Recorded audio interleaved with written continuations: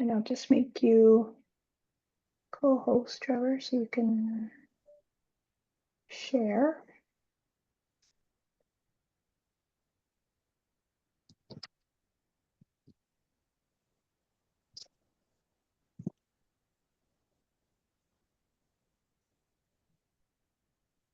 Hi, everyone. While we're waiting, feel free to just put in, where you're coming from and the name of your business if you have one. A little self-promotion for the organization that you're with today. We'll get started here in just a few minutes. That's for you. I don't want it.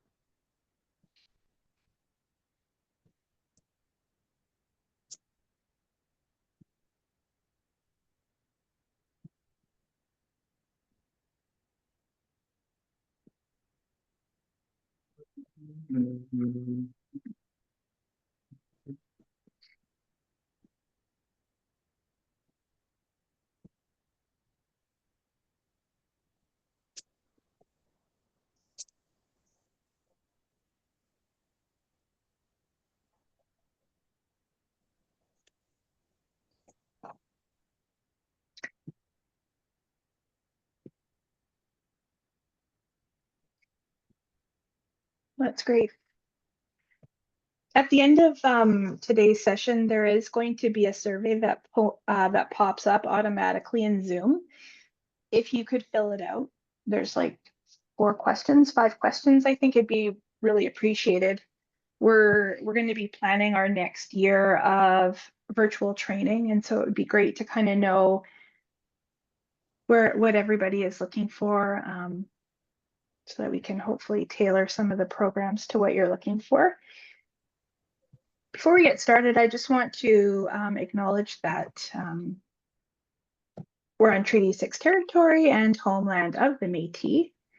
We pay our respects to the First Nations and Métis ancestors of this place and reaffirm our relationship with one another. My name's Jessica Rorson, and I'm here with the Indigenous Business Development Services Program and Sage Hill Community Futures. If you're not familiar with Community Futures, they offer loans, advice, and support to entrepreneurs, small businesses located within the Sage Hill region. Sage Hill is located in Bruno, and they kind of cover about a 100-kilometer radius of Bruno. But there are 13 different Community Futures offices across Saskatchewan, and actually the program is a federal program, so located across Canada. So they work with entrepreneurs and communities who are located in rural. So if you are looking for any type of assistance with your startup or your existing business, they can lend up to $150,000. They have a whole variety of different training programs. They offer free business plan assistance that includes projections. They would help you with offering templates to be able to track your expenses and spending. And so they're there. And I mean, if you had any questions, they are there to help you. They also work in economic development. So if there's a need for maybe some assistance within your municipality, some training opportunities, they'd be your go-to also in your rural community. So with that being said, today we have Trevor King. Trevor is located in Rostern. I'm also coming to you from Rostern. We're actually kind of kitty corner to one another right now in a crazy snowstorm. And so Trevor has actually been with us numerous times over the last couple of years offering training. As he is an expert, he's an accountant, he has a firm here in Rostern.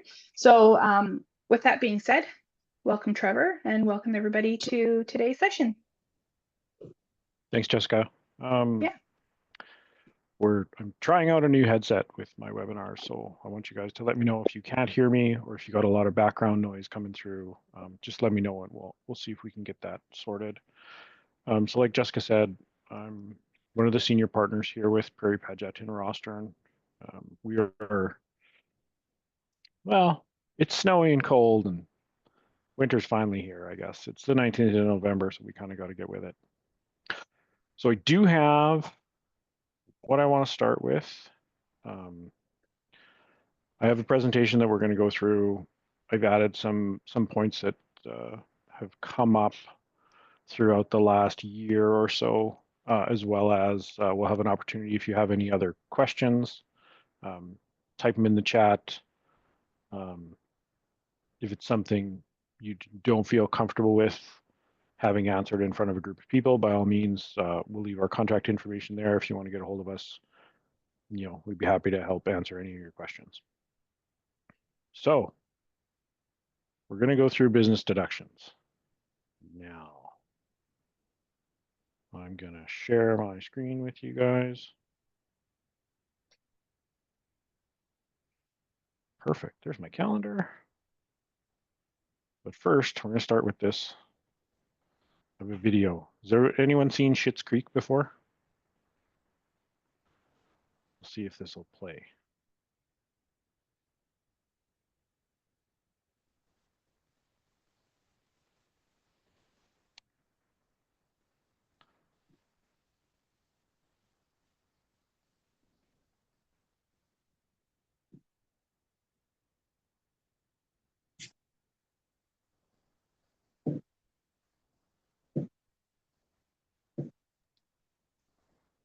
Just can't hear it.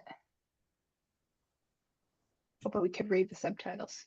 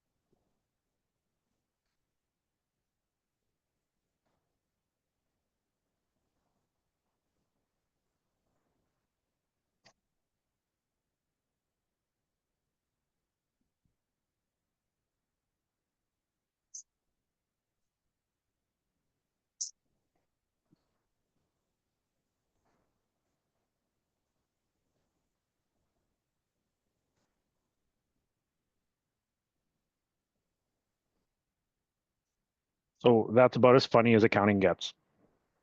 And in that skit, I'm Eugene Levy, because that's how I feel sometimes when I'm going through boxes of receipts and I'm like, what is this stuff? So we'll start.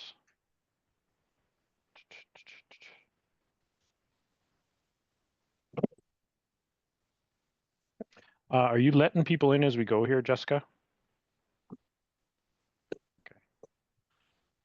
Sounds good. So, and then Jessica will stop me if someone writes a question in the chat, because I only have one screen here. So we're going to go through this presentation. Like I said, one of the senior partners here with Perry Paget and Rostern. And we're going to go through what a business deduction is. So we'll talk briefly about business setup. Is it deductible? Your different business structures, as well as service versus resale, capital cost or immediate expense, because those rules have changed. Home office, vehicles, common errors, contractor or employee, which is another change. As well as we added at the end, I want to have a discussion around gift cards, because it's that time of year where businesses are selling gift cards and people are buying them. How do you actually record that? So this is just a little blurb about me. We use QuickBooks primarily. I'm a pro advisor. There's 2 other pro advisors in the office here. If you have one question you want answered through the webinar, or what one thing you want to get out of this is, just type it in the chat and we can kind of go through it, or we can have a discussion at the end.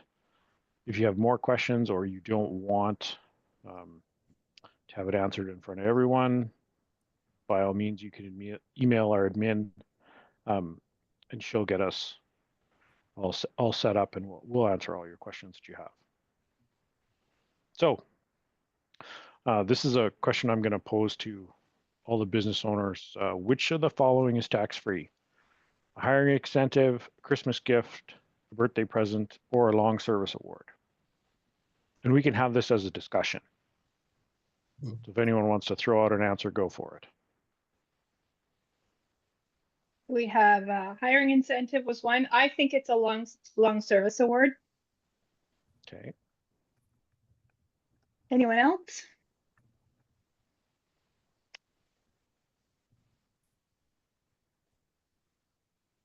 Diane said, if all for employees, I think write all off. Okay. So the answer is yes and no.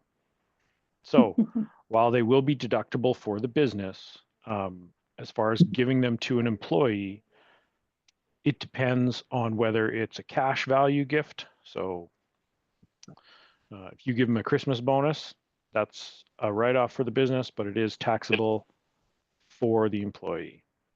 If you give them a gift card, which is considered cash or near cash, again, it's a write-off for the business, but it is taxable to the employee. Now, there used to be the $500 rule, and that rule has changed to if it's a tangible gift, like you got them a Christmas present, birthday present, long service award, that's not cash. If it's valued less than $500, you don't have to include it in their T4, still a deduction for the business. So that was one of the changes that CRA did regarding what's considered a taxable benefit or not. So how many different business types we have here? My accounting firm, we would be in the service business. So what other businesses do we have online today? Partnership. We got a massage therapist. Retail, yeah. Service React business. Waste Management. There's a Harv's Auto Body and Towing. They're from right here in Rostern too. Yeah. Waka. Entrepreneur, business owner. Okay. So there's quite a few different business types, and the rules really are the same up until you get to the point where you're incorporated, and then the rules are significantly different with regards to how they're treated as a tax versus expense program. Most of you, I know some of you on here, I know are incorporated. Lots of you will be just starting in a sole proprietorship or in a partnership. The one comment I will make about if you are in a partnership, make sure you have a clearly defined partnership agreement as to who gets what, who's entitled to what, expectations. That'd be the piece I'd add to any partnership. Now, can anyone tell me what a capital cost is?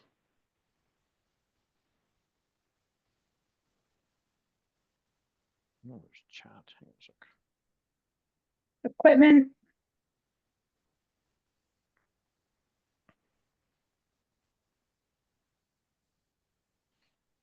Equipment, yeah. Capital cost is anything that's used for more than a year or more than one business cycle. They're not 100% write-off anymore. In 2020, 2021, and up till December 31st of 2023, CRA had what it was called an immediate expensing program, where you could buy equipment, take 100% write-off, claim all the deduction in the year you bought it, even if you financed it, as a way to encourage businesses to invest in themselves. Now that program has ended. Now for anyone who did take advantage of it, you have to remember that if you sell that asset that you wrote off 100% of, you are going to be faced with a capital gain because there's no capital cost left. You've taken all the deduction and decreased your income tax payable, which is what the program was for. But you need to remember that now, if you ever sell that off, you're going to be faced with a capital gain. Right. So when you're recording capital cost, I mean, this can be as easy as something you're brand new in your business, you buy a vehicle, and you're going to use it part-time. You have to record all the expenses, but the actual purchase price, you get to deduct a portion of that based on how much you're using it and deduct that over several years. But what I find people often miss is any associated expenses with getting the equipment set up. Say you order something, you have to, like our photocopier, for example, we ordered it, had it delivered, and then we had to pay to have them come in and set it up. That's all lumped in with the capital cost. Question is, even depreciated items have a capital gain? If you sell them, yes. So it depends. If you've depreciated it 100% and you sell it, anything that you sell it for, you're going to be taxed as a capital gain. If you have some depreciation left, you remove that from the sale price and then you only pay on what you actually gained. There is a question here from Diane. She said, I think there was maybe a typo, but if you sell a business, if you maybe Diane, will you just unmute and just repeat your question? Sure.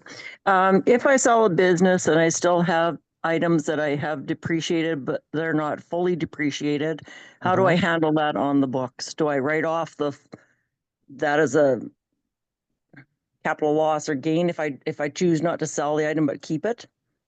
Say a vehicle. Okay, so when you sold your business, did you sell all of the other business assets and this is just what's left over? I haven't actually sold it. I'm just planning ahead here a bit. Okay, yeah. So if you close down your business, they would be considered disposed of at market value. That being said, if it was in a sole proprietorship and you were using it personally, and you don't sell it, there's no capital cost to regain, right? You wouldn't be able to take a capital loss on it to decrease your income tax payable because you'd have no further business activities to write the loss against. But there's no gain if you don't sell it. Like if you keep it, it just, you basically wind up your business, take your final year of depreciation and you would kind of be left with the remainder because it's a sole proprietorship. In a corporate structure, if you were to wind it up and then the assets have to go somewhere, you'd have to consider them disposed at market value. Does that answer your question, Diane? Yeah, it does. Thank you. Okay, you're welcome. All right.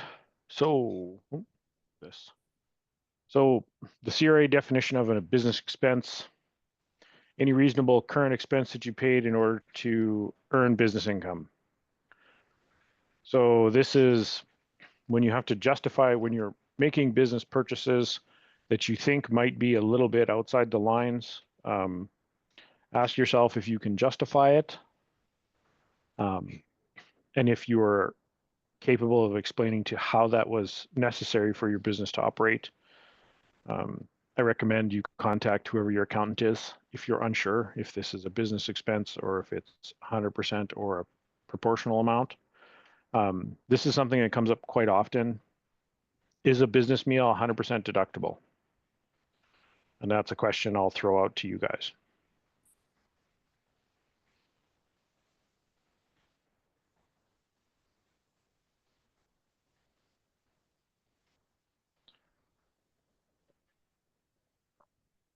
Yeah, everyone seems to get the 50%. Yeah. Yeah, that is correct. Even with travel meals, it's still considered 50%. which has always been a bone of contention. Because I mean, if you're traveling for work, that's a business expense you're incurring, but no, it's only 50% deductible. Now, your big common expenses that are going to come up in a sole proprietorship, advertising, we covered meals and entertainment, that's only 50%. Bad debt, when we throw out the word bad debt, do you guys, what is your definition of what a bad debt would be?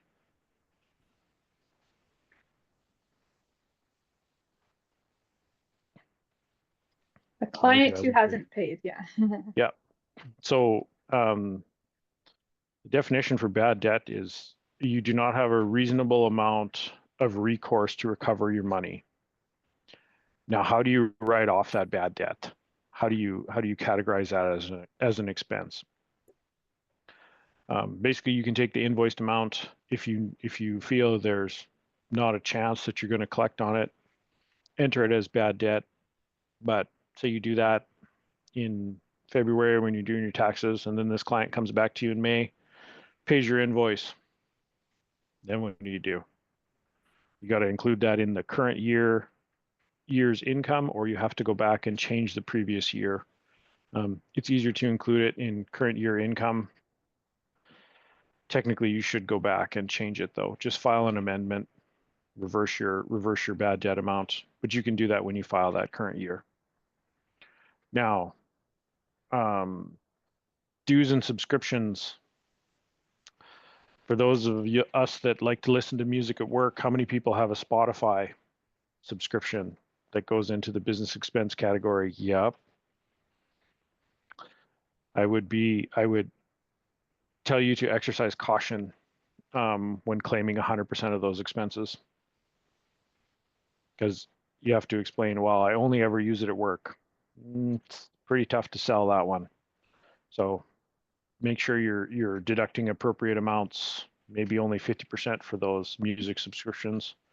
CRA is looking a lot closer at what people are claiming for expenses. Oh, we got some activity in the chat here. But I do Kobo, yep. CDs, oh, Diane, you're from the same generation as me. Okay, so Canva or Asana Project Manager, that's a subscription, but that would be 100% deduction because you're not really going to use Canva in a recreational way. So that Carrion, sorry if I'm butchering your name, that would be 100% write-off. But even for those people that say, oh, I use Netflix at the office, don't take 100% of that deduction. That's not appropriate, right? We know you're using it at home. Just don't open yourself up over something little like that. Now, home office. This is one that gets, how many people are claiming a home office expense? Yeah. Assuming there's quite a few. Yeah. Diane, square foot. Diane's a couple steps ahead of me. So yeah, you can claim a home office expense. It's a portion of home you use to earn your business income. What I recommend is if you have the ability, have one dedicated room in your house that you use for a home office. You use your square footage, take a portion of your home expenses. Now that home expense, utilities, taxes, repairs, insurance, and just the mortgage interest. Now, if you're renting, you can use a portion of the rent, but where it gets really tricky is if you say, oh, I use my kitchen table, then you got to figure out hours per day that you use it for. That's why it's just easier if you figure out what room you're going to use for your home office, take a portion of your square footage of your house, and use the same amount year to year, unless you move. One of the big red flags would be, oh, I claimed 15% this year or 17.5% of my home as a home office, and then the next year, oh, I claim 57% of my house because I had a better year and I want to write off more, that's going to be a red flag, right? There's just one comment here about home offices. Comment is, I was, but I don't pay rent anymore because we live on reserve. I was considering using the power, but it Yeah. is such a small amount. I used to claim 10%, but now I'm in a bigger house and now it might be closer to 5. So anyways, that was just the one. Figure out, so it might be closer to 5%. Yeah, so if you've moved, that's a justification to adjust the amount that you're claiming. Oh, someone's got a question about basements. Yeah, so I need to do renovations, egress windows, to make room in to make a room in the basement. Would that be covered? So that would be considered under your repair and maintenance for your house expenses. So only a portion of that, right? Because the business doesn't own the house. When you, and I will clarify this by saying that like this only applies to sole proprietorships. When you get into having a corporation and you're renting space from yourself, the math gets a little more complicated, as well as you have to change some things with your lifetime capital gains exemption for your house. But yeah, so egress windows, you can write off a portion of them, definitely, but it wouldn't be 100%. Okay. So does anyone have any other questions regarding home office expenses?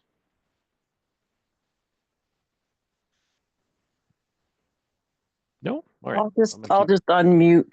No, I forgot the question. I'll think about it.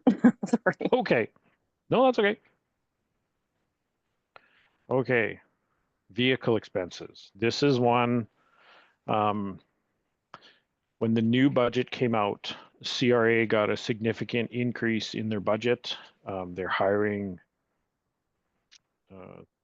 something like 2,000 more auditors. Yes. So this is one thing that's come up several times. So vehicle expenses. If you're using your personal vehicle in your business, you need to keep accurate records.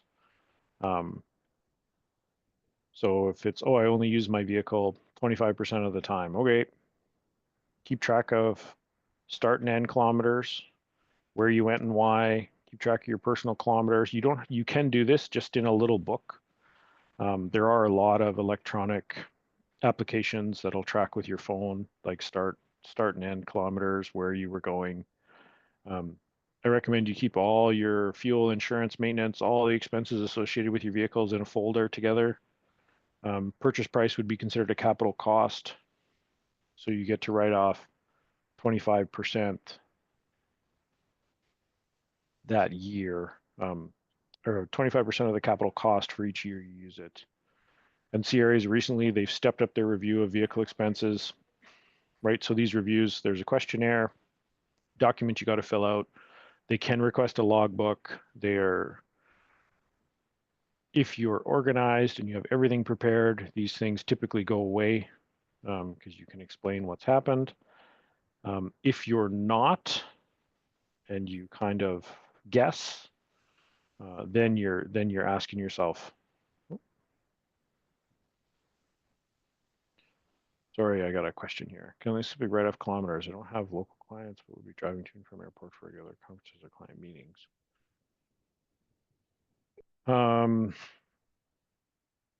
You want to use the simplified method of 52 cents a kilometer. I don't recommend that. I recommend you keep track of every expense that's associated with your vehicle, as well as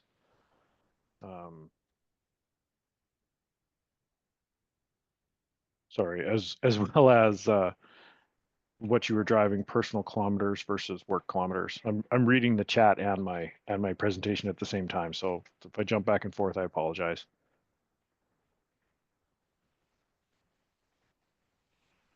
Can we get a copy of this?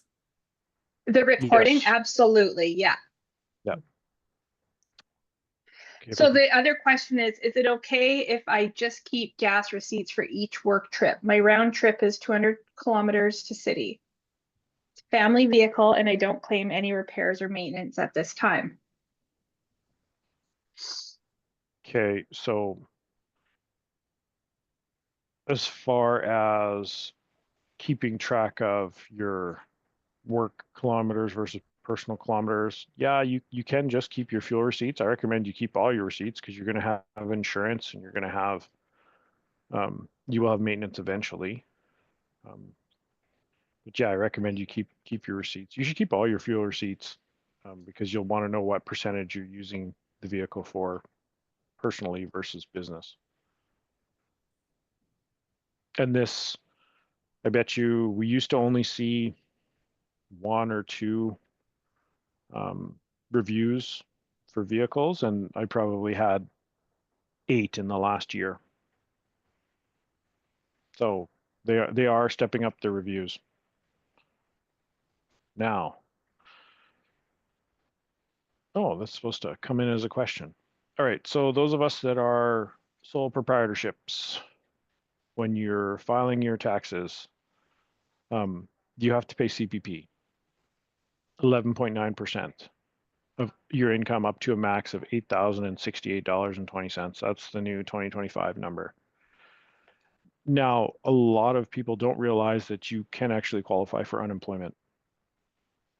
You have to register for it and make your monthly premium payments, especially for those people that are in the years where you might be going on mat leave or pat leave. You can claim them, but you must be registered for 12 months prior. This is something that very few small business owners will realize. Oh, there's more questions. Not if you're over 65. Yeah. You can opt out of CPP if you're over 65, Diane. And if the car insurance is in your husband's name, the sole proprietorship, it won't make a difference because that's what you're using.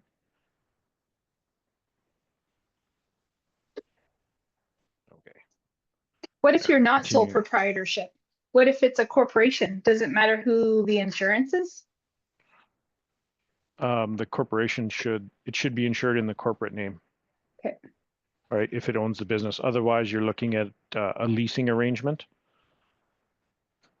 Sometimes vehicles will end up in personal names when they should be in corporate names. Typically, it's not that big of a deal. Usually they're fairly understanding. Because oftentimes, especially if you're a new corporation, you'll have to give up your personal discount on your insurance, right? Mm-hmm. So it makes it more expensive. Then you have to buy your vehicle and pay the PST and all that stuff too. Yeah, yeah, your transfer of ownership, that PST can be a real. Mm-hmm.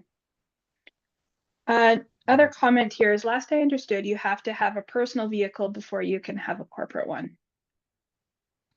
No, you can have just a corporate vehicle, but be prepared to claim a portion as a taxable benefit. Is that high? Sorry, what's that? Is that a high amount? Depends how much you're using it personally versus corporately. I mean, there are some people that they have a company car and it's their only vehicle. Typically, you'll have a personal vehicle as well as company vehicles. Like I have a personal and a corporate. Yes, you can pay mileage to employees if they're using their vehicle. I recommend you have a mileage expense claim form. You can pay it at 52 cents a kilometer or 50 cents a kilometer, around there. Whatever you come to an agreement, depends where you live. Sometimes it's a little higher. Okay. I need 2 screens to do this. Anyways, does anyone have any questions regarding CPP or how you qualify for EI as a sole proprietor?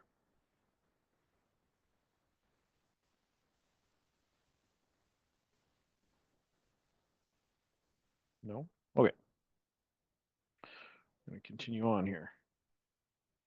Now, how many people here got employees? I know I have employees and contractors.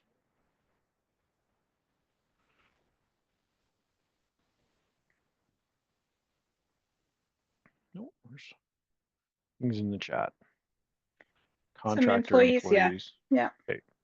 So, and this is again something that CRA is looking a lot closer at, is the definition of what is a contractor versus what is an employee. Now, if you provide them all the tools to do the work, you have them report to work on a regular basis, and they work exclusively for you and they have set hours, that's not a contractor, that's an employee. Right? Like I have well, one of my bookkeepers is off on mat leave right now, but I have a junior accountant. She's 100% an employee. I don't pay her as a contractor. She works for us. CPP, EI, deductions, the whole bit. It costs you about an additional 14% on top of their hourly wage. So if you want a quick way to figure out what that employee is going to cost you, your basic mandatory employment related expenses is 14% on top of their hourly wage. And that includes the CPP portions and the EI you have to pay. What about out of country contractors?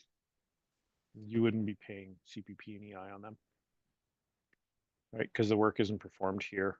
And it's kind of tough for them to report to your workplace on a regular basis. That's like oh, what's that site called? Like an Upwork sort of Upworks. situation. Yeah. So Upwork, technically you're using a third party to establish that, to pay that contractor. So yeah, no, that would be a contract employee, or not a contract. That would be just a contractor, not an employee. Is it a tax deduction Yes. as as a contractor? Yeah. Yeah, as a contractor, that would be. You can put it under contract labor, subcontractor. With things like there's government programs where you can hire a student or a summer person, and the government will pay 50% of that individual's wage. Like Canada. Like the summer student program. Yes. So I'm just you have wondering. to apply for those. Yes. Right. So I'm just wondering, if you have no staff, but you're thinking about taking advantage of that program, is it net? Let's say you're, like, for example, I have a hot dog cart.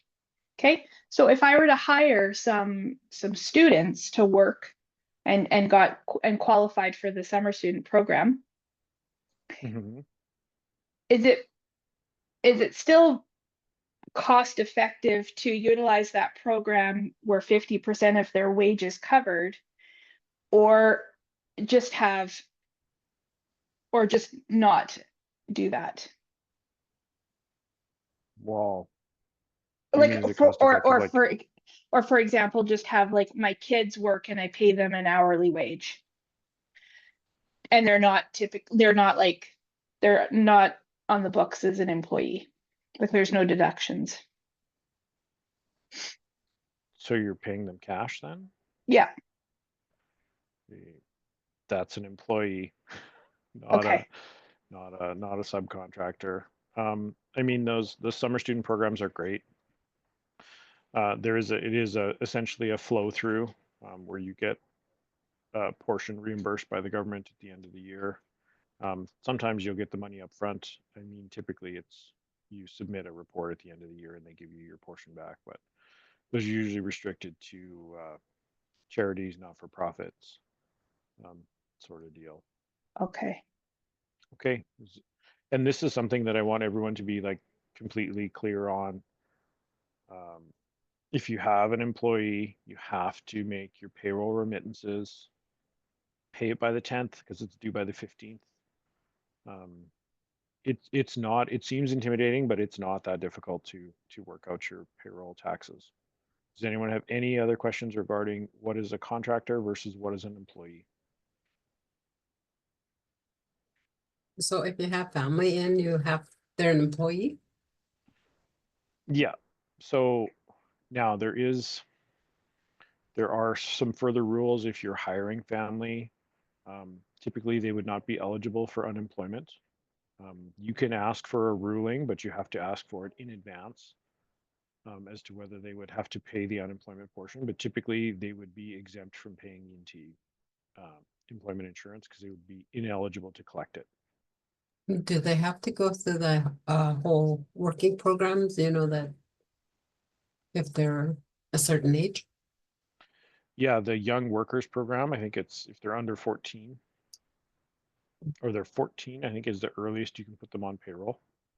They have to go through the Young Workers Program. And then there are other rules around that regarding hours they can work during school or on school days. Like you do have to abide by all of those rules, even if they are family. There is an exemption for farm kids. They can, they start working as soon as they're able, and the rules are different for them.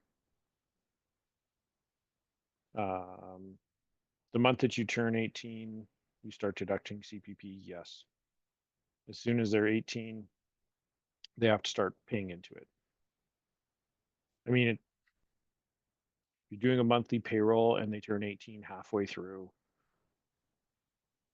you would have to apply the CPP amount for that entire month. Okay, continuing on. Outsourcing. This is the other part of outsourcing. So outsourcing stuff, instead of doing it yourself, yes, it's a business expense. A couple of questions you're going to ask yourself: is there a cost savings? Do they have the ability to meet all my demands? This is where you time save to focus on your business. And are you any further ahead to do it yourself? So stuff that we'll outsource, like janitorial, for example. We used to clean our own office when we first started. Now I have a contractor that I pay. They come in and they look after it, and it saves me like 2 or 3 hours a week because they are way more efficient than I am at doing that task. Other things you want to outsource: graphic design, advertising, bookkeeping, marketing. If it's not your strength, you really need to consider, like, how much can I benefit by getting someone to do this for me? And there are grants, especially for small business startups. You can find a grant to get you some advertising done. I know that one of the Sage Hill offices just finished the website revamp program. I can't remember what exactly it was called. It was like Go they build your digital, website. Sask. Go digital. For like $100. Yeah. Amazing. And like, I don't know how to do web design. It's not my bag of tricks, so I don't do it. So when you're hiring a contractor, you should have a fairly clearly laid out set of expectations as to what you want. I'm going to do this, this, and this. You're going to do this, this, and this. And this is how much it's going to cost. I'm not a big fan of open-ended contracts where they're like, oh, we'll bill you hourly. Those can get really out of control really fast. It's still a deduction for your business, but don't pay more than you have to. So this is usually one where we get quite a few questions. So as far as outsourcing goes, I know we've touched on using Upwork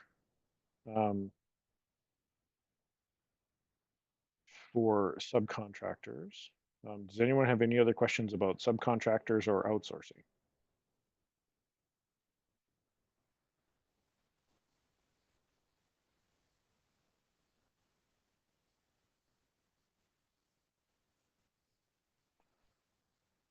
Do you have to use a site like Upwork? No, you don't have to use a site like Upwork to outsource stuff.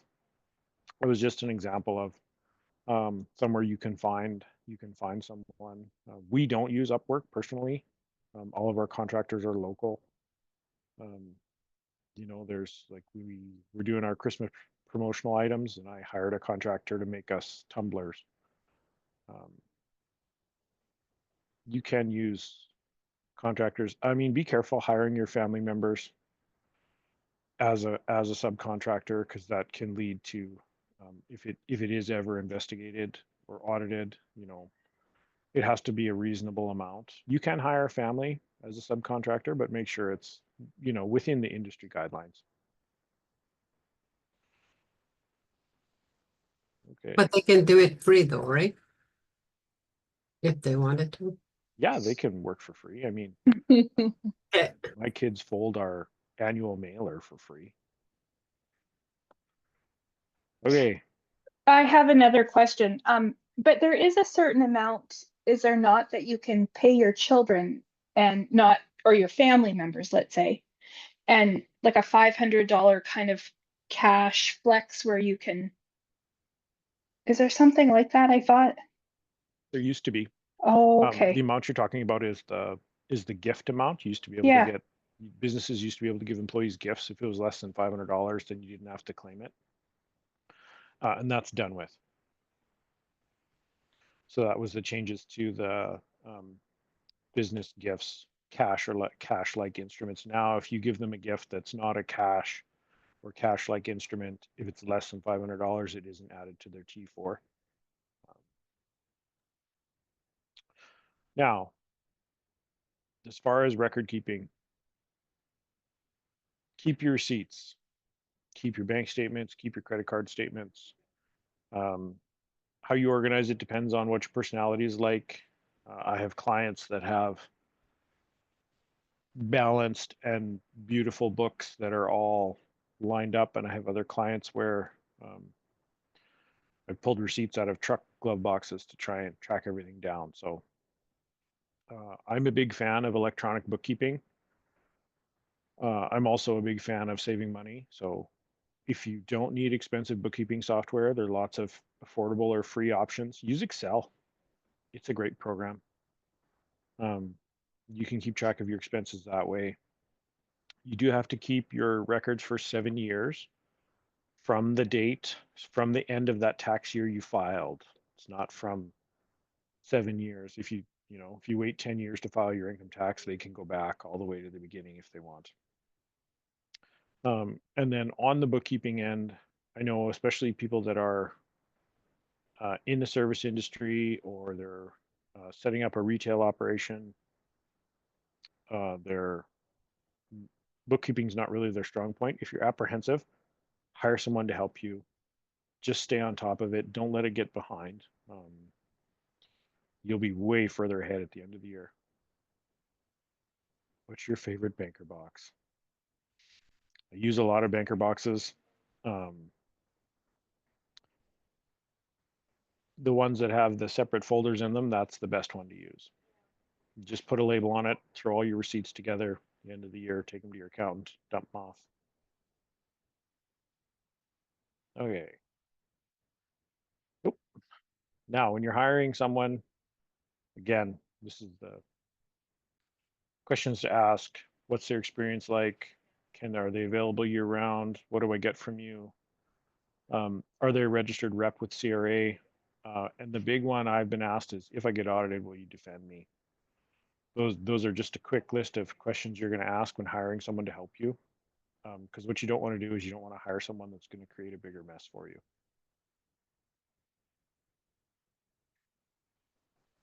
Now,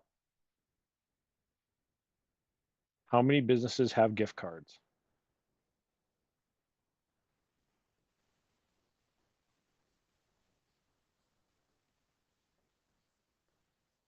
Anyone's business have gift cards? Okay, Jessica. Now, so gift certificates are both a wonderful and terrible thing.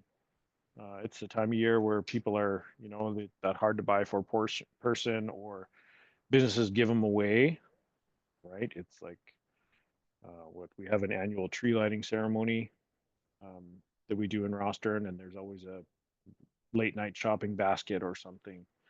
There's often gift certificates in there. Now, when you have a gift certificate, when do you record the income?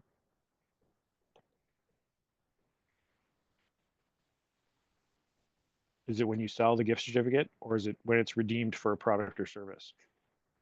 When it's sold. Okay. So, oh. month. Oh, same month. It's supposed to be when redeemed. Okay. Okay.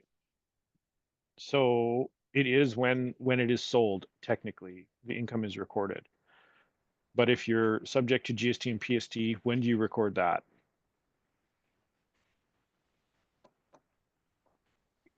Well, PST, would it not be when the item is purchased? Okay, but you've already recorded the income. Right, true. So, and this is something that I've been asked because I have quite a few clients who have gift cards and they're like, so how do we do this? And as it kind of falls under the business expenses because what it actually creates, it's called a reserve amount that is created. So you do record the income. You sell a $100 gift card, it is $100 worth of income. Now it will be a reserve amount that's carried forward. And then when the gift card is redeemed, that's when the GST and PST are applied. So you have to record it twice. I'm personally, I don't like gift cards from an accounting perspective because it is just a whole bunch of extra steps and a whole bunch of extra things you have to keep track of. It should show up as a liability for you. Technically, it's a reserve amount that's carried forward. And when it gets really complicated is when you have a gift card. Now they never expire, but what if it's never redeemed? You never pay the GST and PST on that amount. And that liability is carried forward until at such a time it's either redeemed or you can write that off. So yeah, that's my. If you're using a gift card that's built into your purchase system, your POS system, you would think that it would do all that for you. You would think, but oftentimes they don't record them as a liability. Oh, It's just recorded as other income.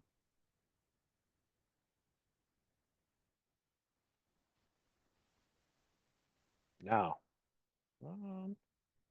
questions and answers. Oh man, not bad. I'm down to 50 minutes. I'm getting pretty good at this.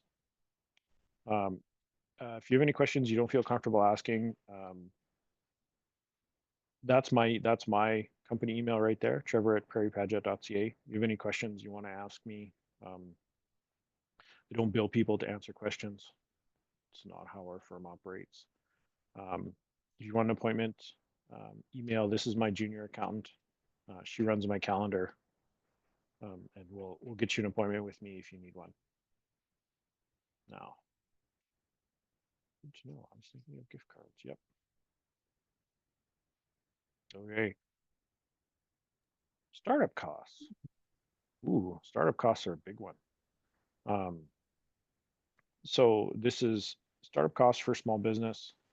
That's why I always recommend when you're starting out, if you don't have a huge liability risk, you should always start as a sole proprietorship to take advantage of those early losses because you're going to have bigger startup costs. When you set up your business, you're going to have a lot of capital cost items, laptops. I'm going to use Jessica as an example with her hot dog cart. So you'd have a POS system, you'd have the cart itself, as well as deep freezes, generator. yeah, all of I can those name things, them. all those Yeah. startup costs are going to be associated with that. So those would be capital cost items. Now, the propane that she had to purchase, for example, that's an operating expense, 100% right off in the year it's used.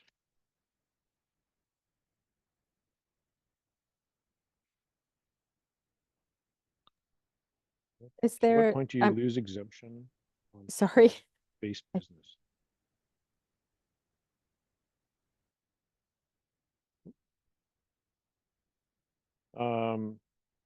Like at what percentage do you lose the exemption, Diane? Can you unmute? Yeah, There you go. I just did. Okay, I have a basement suite. I don't rent it out anymore, but let's say Okay. I wrote off 40% I've never taken the capital cost amount on it, but at what point would you lose your personal home exemption for capital cost, for capital gains? You know? Oh, if you're like you had a rental suite, like a residential rental suite. Right. Okay, so it's a proportional amount. So for the years that it was a rental suite, the gain on that portion is not considered tax exempt. It's kind of a long drawn out math problem.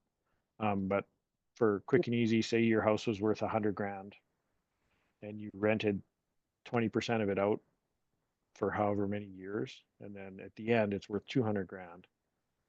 So 20% of that amount would not be subject to the exemption. Okay, is that Like a whatever- new ruling? Because when I had originally phoned in, I was told as long as you're not using more than 50% of your home as a business, then your entire home was exempt. Oh, sorry, I thought you were talking about residential rental, like a basement suite. Yeah, I am. Okay, so you have two different questions there. Like you're renting it to someone else, or you're using it for your business, No, it's a separate from my business.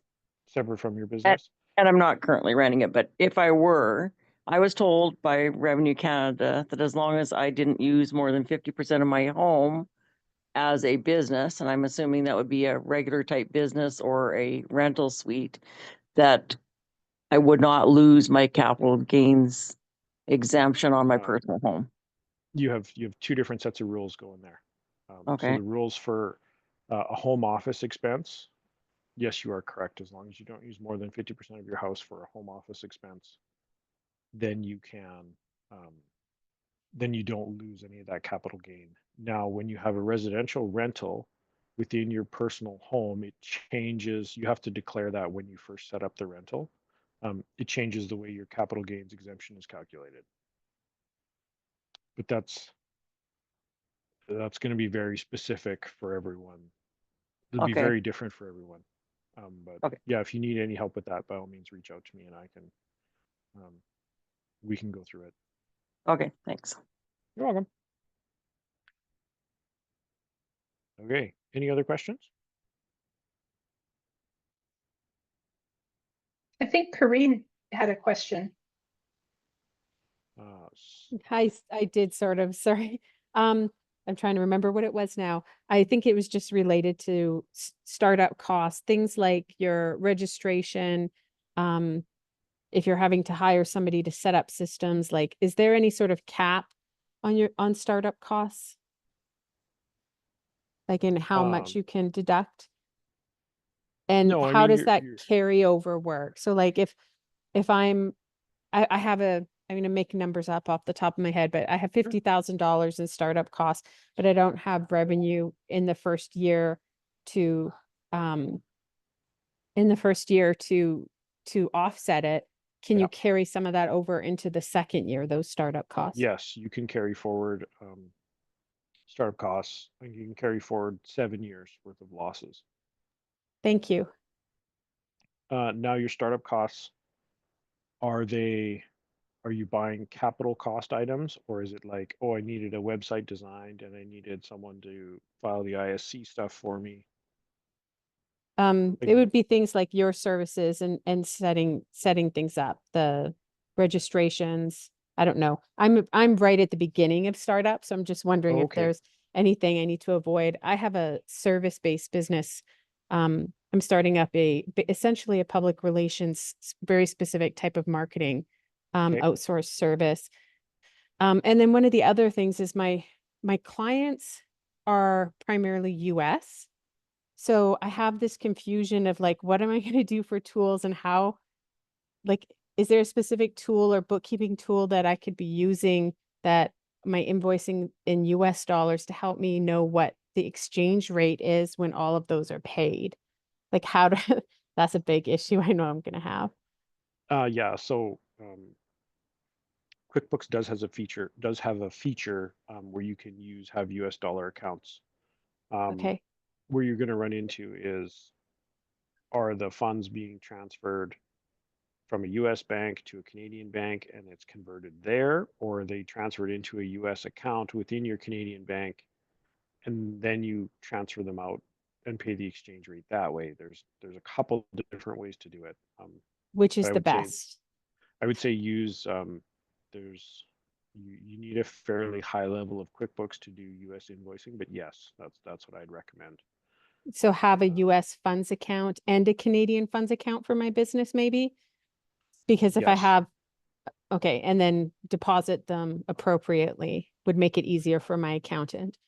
Yeah, and then you can kind of pick and choose when you want to take money over Oh, based on whatever the that's smart. exchange rate is, right? So if you're, and it all depends, like if you need all the money to operate, then you need the money to operate. But if you can kind of play that currency game, it would gain you an extra couple points here and there. Oh, that's smart. And it makes it easier from an accounting, From an accounting bookkeeping. perspective, yeah. Okay, that's Um, smart. See, I wouldn't have thought of that. Thank you. You're welcome. All right, any other questions? You guys can unmute and just fire them at me if you want to. I'm just trying to do a startup. At what point would Okay. I need an accountant? Um, I, well, are you filing your own taxes at the end of the year? yeah, Okay. I guess you're going to need an accountant when you get to the point where you can't file the income tax on your own, or if you're finding you're needing a lot of help to try and figure out what you need to do.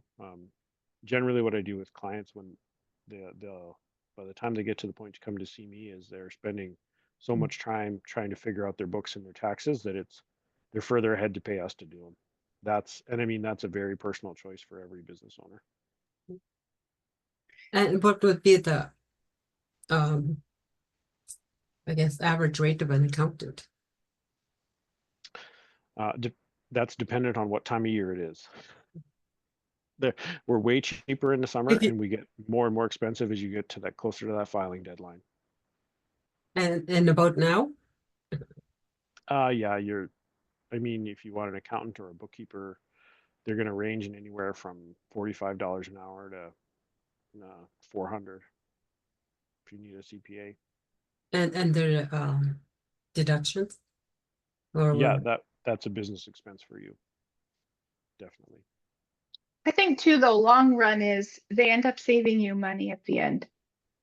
Like there's things that an accountant or a bookkeeper is going to keep, well, in my personal experience, keep better track of than, and I think that if that's not your area of expertise, you're better off to outsource that.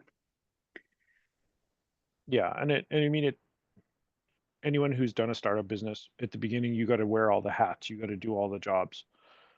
It's when your business grows to the point where, okay, I'm to the point where I have enough revenue, I can hire someone to help me, and they should return. Like you should be further ahead when you hire someone. Right? What is, It's, do you guys have a startup cost, like for communications? Because obviously, like you said, you're gonna be wearing a lot of hats and there's gonna be a lot of things you don't know either. yeah. I mean, that's something you can fire me off an email, Gloria, and we can chat about that as to what exactly your needs are. Because I mean, it's very specific as to what people need. I have clients who we do everything from their remittances and their GST and their PST. We file everything. We look after all that stuff too. I have other clients who they show up at the end of the year with a reconciled set of books and dump them off, and Yeah. it's all very dependent on what you need. No, that's true. Thank you. Yeah, you're welcome.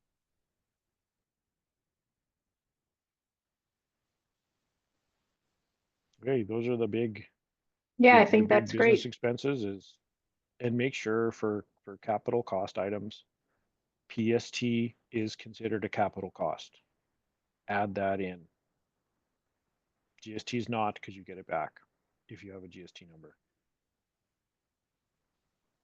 Okay. Yeah. Right on. Thank you, Any Trevor. other questions? You guys send me an email. It's fine. That's great. And like I said, please complete the survey that's at the end, and then we can kind of gear our training. I think that there's room, Trevor, for something about contract, just there's more that we could be doing, I think, on this in this regard another time. So we will think of a good topic. Yeah, and I mean, if they have any topic suggestions about, I want to Mhm. learn more about how to set up, how to pay my employees, or how does payroll work? Because I mean, payroll can be its own, I agree. I think that's great. yeah, Mhm. I like that. those kind of things, Mhm. Yeah, and perfect. further business deductions. But I mean, those are another conversation for another day. Yeah, absolutely. Thanks everybody for joining. It's great.